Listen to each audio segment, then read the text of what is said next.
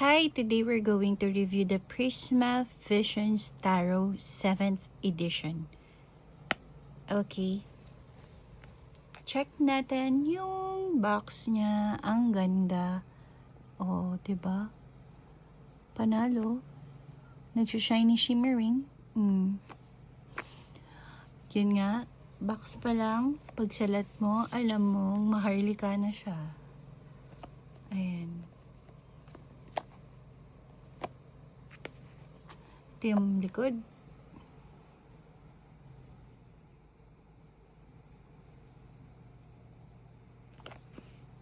Open natin.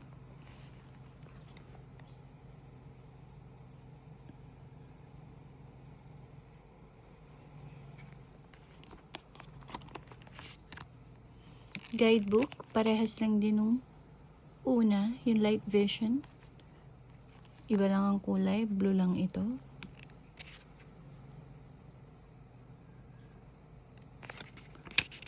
I don't see any reverse meaning. Very simple ang kanyang guidebook.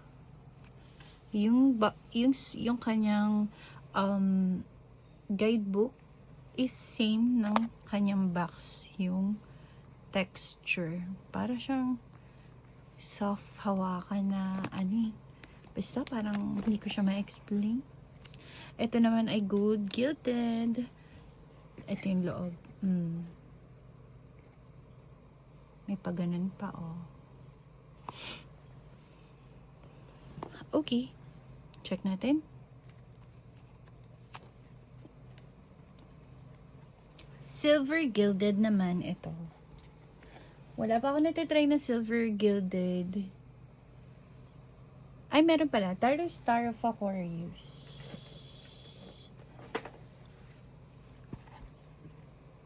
This one.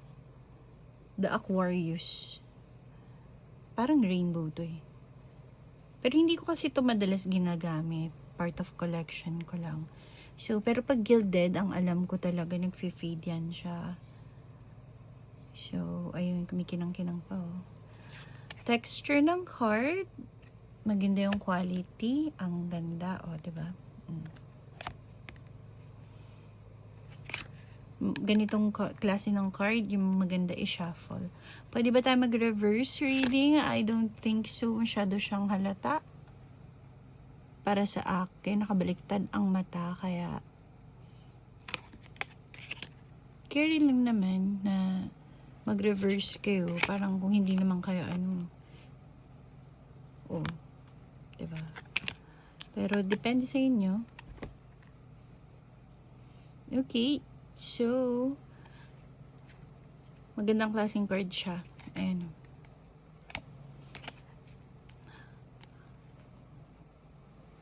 I-flip through na natin. Maglalagay ako ng music. Lalagay ko siya dito sa gilid. Pag medyo mabilis, pwede nyong i-pause.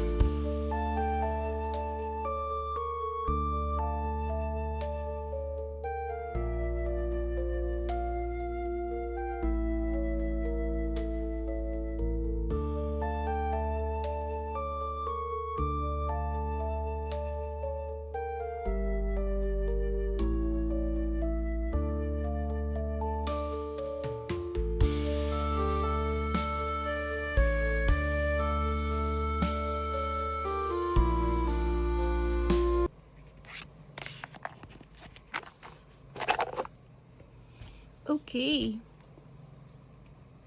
So, ang ganda na illustration niya, no? Gusto ko siya. Ang ganda. Wait, may pakikita ko sa inyo. Tada! Ang ganda, diba? Sunod-sunod siya, oh. Dugtong-dugtong pala. Dugtong-dugtong siya. Ang cute, diba? Amazing. Hindi ko lang napantay. Amazing. Pati yung puno. Ang ganda, diba? Pati yung Light Visions ganito eh. Pero mas gusto ko to kaysa sa Light Visions. Same price, but this one, I recommend this one compared dun sa isa. Hindi ko alam kasi masyadong one color lang kasi yung Light Visions. Kaya nga light, diba? This one, mas bet ko siya. Mas gusto ko illustrations. Ang ganda. Ayun. So, try na natin siya i-shuffle.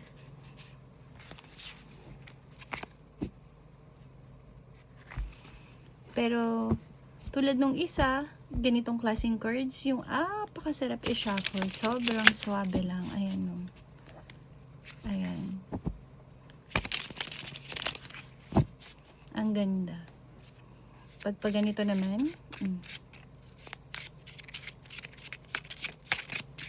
diba? Wow.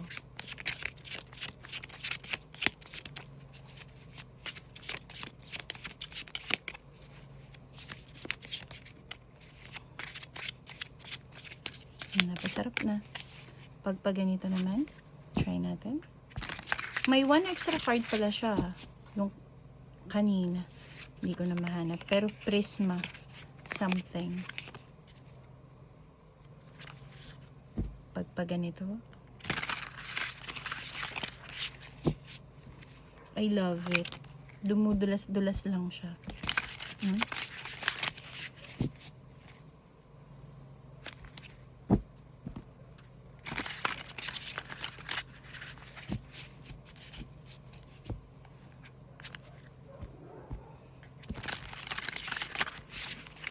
So, yan. For me, this one is 9 out of 10. Gilded. Ayoko nga kasi ng gilded. Depende naman yun sa inyo. Pero sa akin, ayoko talaga ng gilded. Kaya, yun. 9 out of 10 para sa price nga. So, actually, nagbibenta din ako nito. New and sealed sa aking www.tarotstarofAquarius.com, pero available din siya in Shopee, TikTok, and Lazada.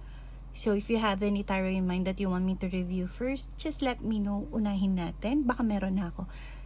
Ang dami ko ditong tarot na naka-pending pa for review kasi nag-aaral din ako ng masteral degree ko, kaya medyo busy-busyhan ang person. So ayun. See you in my next video. Bye!